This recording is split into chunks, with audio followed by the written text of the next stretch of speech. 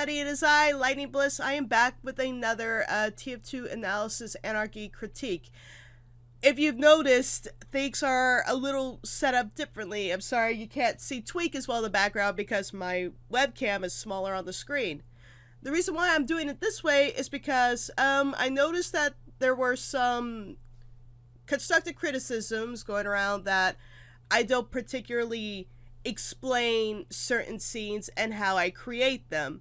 So I'm gonna see if I cannot improve on that, and of course try to be a little bit more detailed. I mean, this means, in other words, this means is I'm gonna have to pause the video every time just so I can explain what's happening and how I critique it, so these videos might actually become longer. So with that, oh, excuse me, my nose is like really clogged because I recovered from a cold last week, and so I'm still gonna be a little snippy.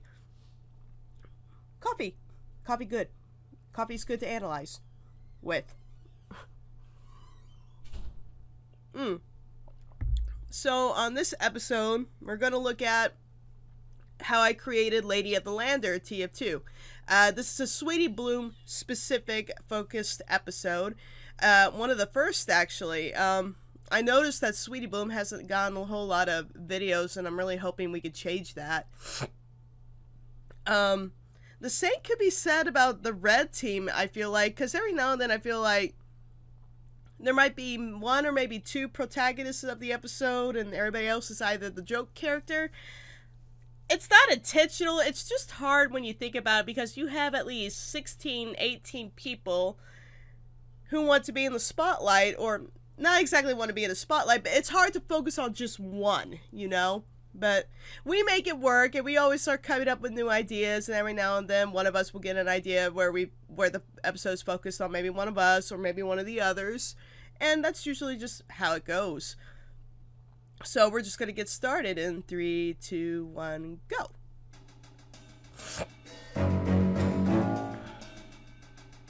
Audio editing by Joey Turner. Uncle Jasper! And this is also the episode where Vector Brony makes an appearance. And pausing. All of these scenes right here, the very beginning of these scenes, were all created by Vector Brony. Not me, Vector Brony. He was very, very specific in this scene of what Sweetie Bloom likes. Like, this is her personal area where she sleeps in Cold Town. I am tempted to know what mine looks like now, because I'm actually might just commission Vector Brony. We'll see. Or I'll do it myself. We'll see. But yeah, if you go into the details, you can see like a poster of her and Silver Quill, because they're bestest friends. You can tell she's a weeboo. She loves Sailor Moon. She's got all the Sailor Moon stuff, and she's got all of her friends in the background there. Yep, all of us are back there. See, I'm like looking very closely. But yes, this entire scene was made by Vector Brony. The sleeping angles, her sleeping. The only time I've had to intervene with the scene is when she's actually moving around, or there was a few scenes where I needed a specific facial expression, and I had to basically copy-paste vectors to get those expressions. But other than that, this is all made by him.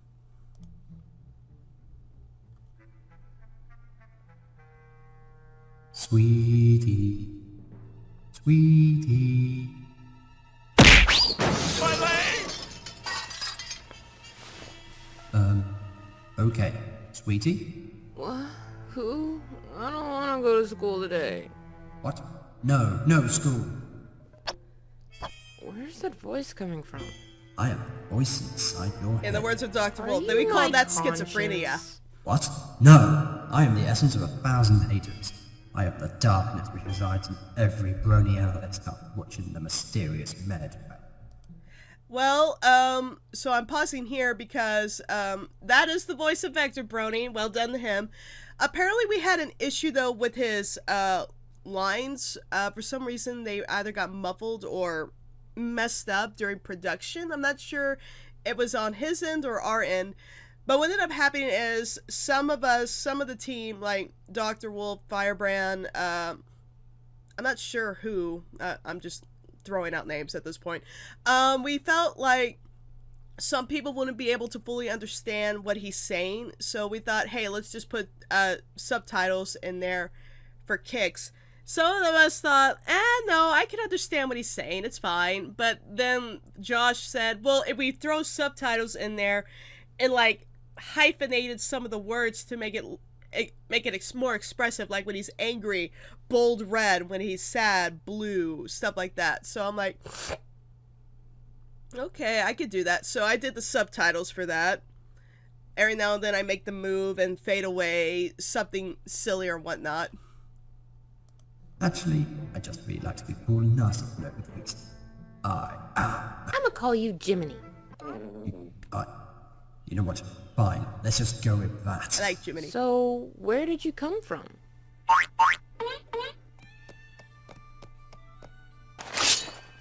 This sword you wield has been handed down from Demo Mare to Demo Stallion ever since they invented this game. And I have grown from all their rage quits and frustrations to become the greatest sword ever created. So you're the consciousness of this sword doohickey thing? Its name is Lannister, you noob, and it's a broadsword. Don't you even know your own weapon? Broad... It comes with internet connection? What? No, broadsword, Not not broadband. If I could face her right now, I would. But right now, I'm just a voice in your head. So I'll make you do it instead. Ow! Pain is hilarious. So, if this sword has a consciousness, does that mean you're a Zanpakuto? Am I a Shinigami? No Bleach. I don't watch Bleach, so that went literally over my head. I'm sure I'm gonna get shot later for that. Well, my little psyche squatter, you're more than welcome to make yourself at home. It'll be great. And now we're We can back to the swap regular stories, maps. have sleepovers, tell each other secrets. We can talk about Disney princesses. Like who's... Okay, so this is a simple animation. There's nothing to it. I work in After Effects, and when I move a character, sometimes the character's not even moving at all. It's the background that's moving. I will stretch out the backgrounds and put a tween on it, basically, to make it move from one side of the camera to the other. Now, I'm sure some of you say, well, why is she moving forward and backward on the camera? I'm like, well, that's called a 3D aspect that I put on her vectors. And basically, it allows me to be able to make her come closer to the camera or back away from the camera. And depending on how many layers that have this, those layers could actually interlope each other. Or intertwine. Sorry, I'm not that good with words.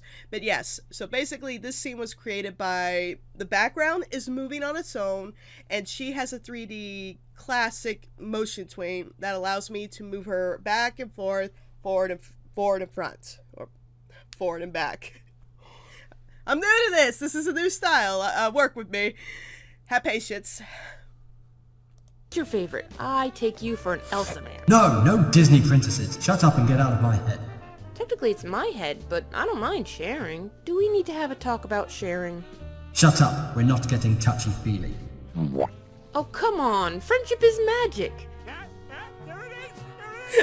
You've got a friend in me. You've got a friend in me. Sweetie? You alright? Oh yeah, I'm fine. Just singing to the voice in my head. Oh. Okie dokie.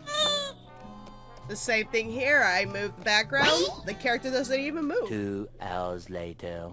Hakuna Matata. Right there. So I'm pausing right there because Sweetie just came out from behind the building and is about to come forward towards the camera. Now, I guess some of you are asking, this background is literally just one image. It's actually two. I have 2 images of the same background right here going on, and I am using a masking technique in After Effects. Masking allows me to cover parts of a layer or a background, an image as it were, to allow another layer to be behind it and come out from underneath. So basically I have this entire background and it's masked in the front. So this entire area, the building itself where she comes out from behind, is the only thing you see on that layer. So she's literally coming out behind that layer. And then as soon as she comes out, I cut the rest of that layer off, and now she's able to come forward and pass it around it. It would be easier if I actually showed you, but at this point all I can do is describe it. So basically what's going on is that there are 3 layers. 2 of them are the backgrounds. One background is on top of Sweetie Bloom's vectors, and the other one is behind her. And then I have the top layer masked, so she could come out from behind it. It's basically what it is. It's a masking technique. I use it a lot in TF2. What a wonderful phrase. And again, she has a I'm 3D literally in hell. transform motion. No, silly. That's under Doc's office. The only thing there is a Spanish bomb book thing. Man, that's such a good devil. They ought to give me a hell. So how did I make that scene literally come off that one? It's just another layer at this point. That entire scene became its own layer. Call it a composition layer where all of it is grouped together and I'm able to move it all at once. So as soon as this scene came up and the whoop sound effect came up, I literally just took that entire scene and moved it off the screen. Simple as that. And right behind it was this layer, or this scene. Now, the background of Tartarus, was created by me. I don't think it's my best background work. I may one day decide to upgrade it or get somebody else to do it for me. Backgrounds weren't... I mean, I do background commissions, and when I really focus on them, I'm okay with them. But this one was kind of hard to visualize because, I mean, it's hell in a nutshell. The fire animation, it's a 2D animation that I created. I wouldn't call it my best effect, but it gets the job done and the point across. It's basically just a loop of flames flaming up and down and in loops in different areas. Raise. Aha! I'm cracking myself up down here. It's hell. What are you gonna do? If I had eyes, they'd be looking at you really squinty right now. So, what would you like to do today? Stabby stabby? Choppy choppy? Or maybe slice slice? I'll take choppy choppy with a side of stabby stabby any day. And look, we have a willing volunteer.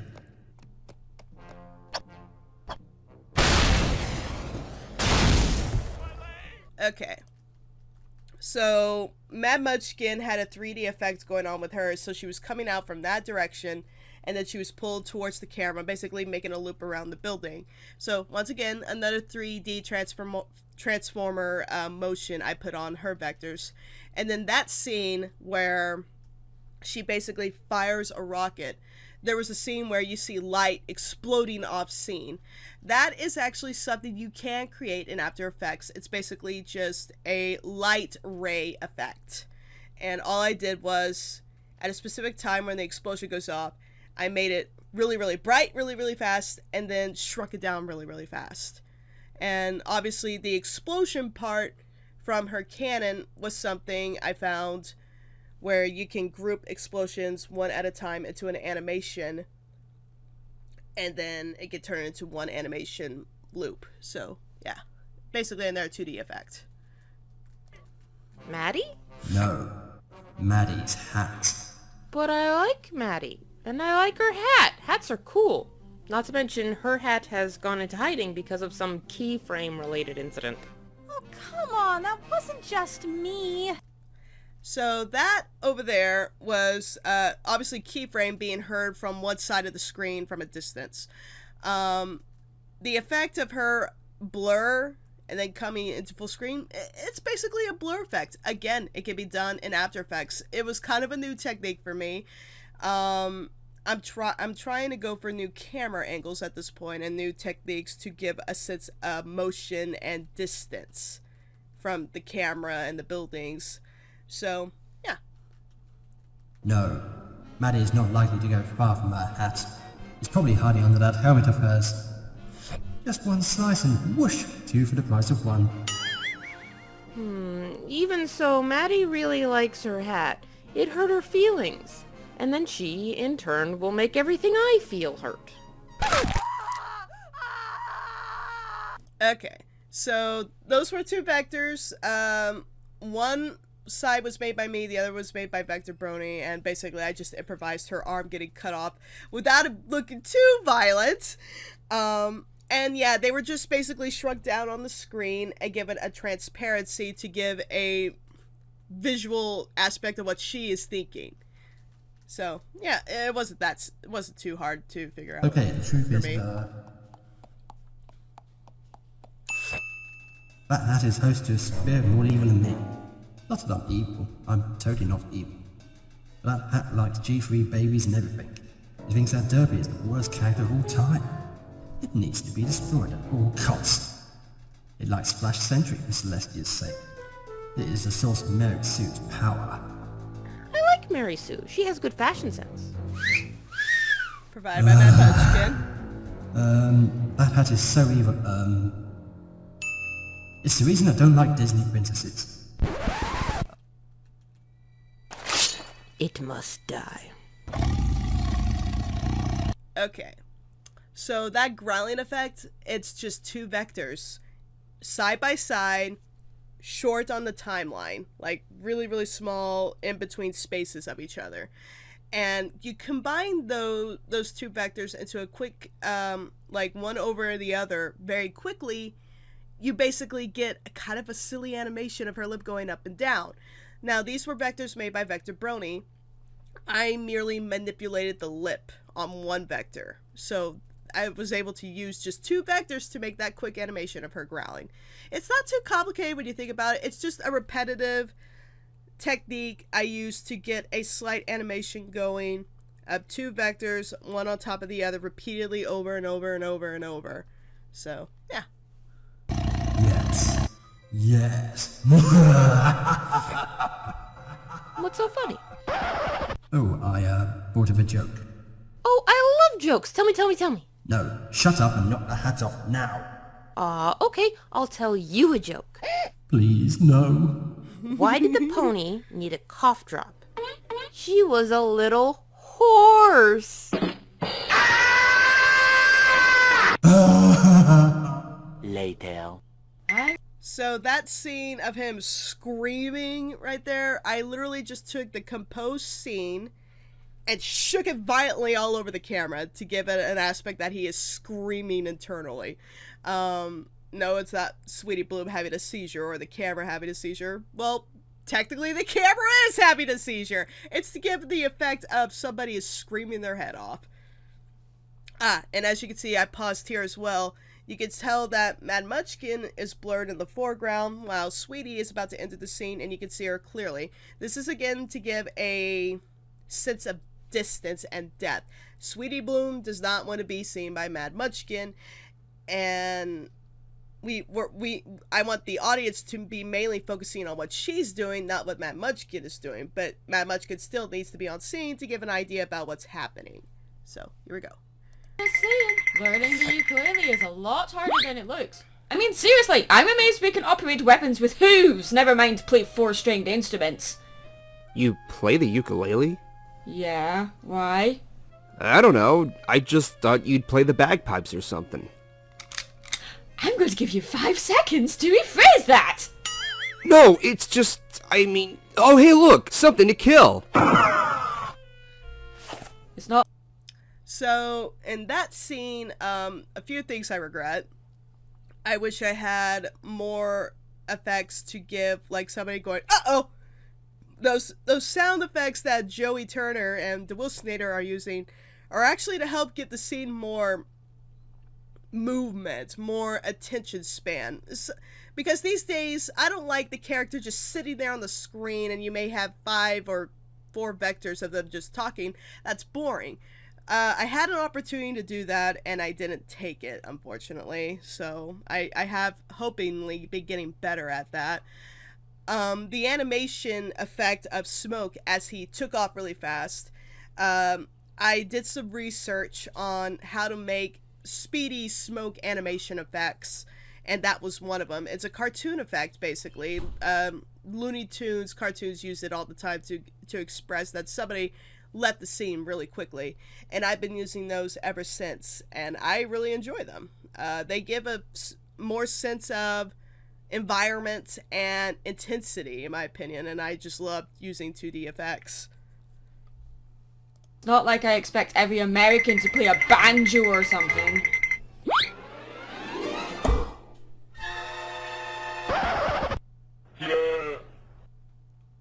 Well, this is awkward.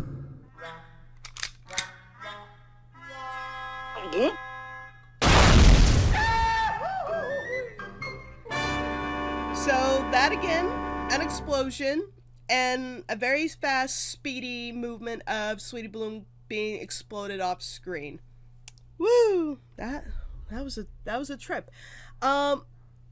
I could tell these are gonna take a while to create, and I feel like I may need to start considering updating a new webcam. One constructive criticism I saw, and believe it or not, guys, I do take constructive criticism. There are some who have been saying that I need to update my webcam, and I'm like, nah, it's fine. It's only that. This webcam I got back in 2010.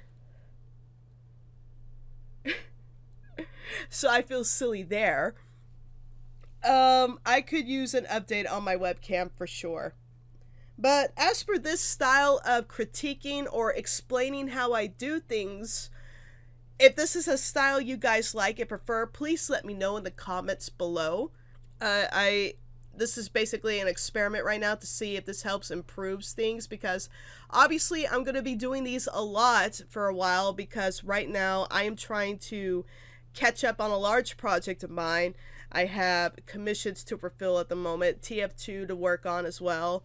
And also I'm trying to get ready for BabsCon this month. BabsCon is going to be showing up towards the end of March. Believe March 29th. And so, yeah, I have to work on a BabsCon announcement. I know I've not been posting a lot of pony stuff because, like I said again, I've been held up on large projects. There's also been some issues on my side on a personal matter and a commissions level, to which I have thankfully fixed. And people have been pretty patient and understanding with me about it, and I once again appreciate everybody for that. Again, guys, if you like what I'm doing here, if you think this is a way I should be going with how I am critiquing my editing abilities on TF2, please let me know in the comments below. And of course, if nobody likes it, and you can express yourselves as to why, explain why you don't like it. If it's just because you want to see my face more, again, just explain the reasons why you would prefer the old style to this one.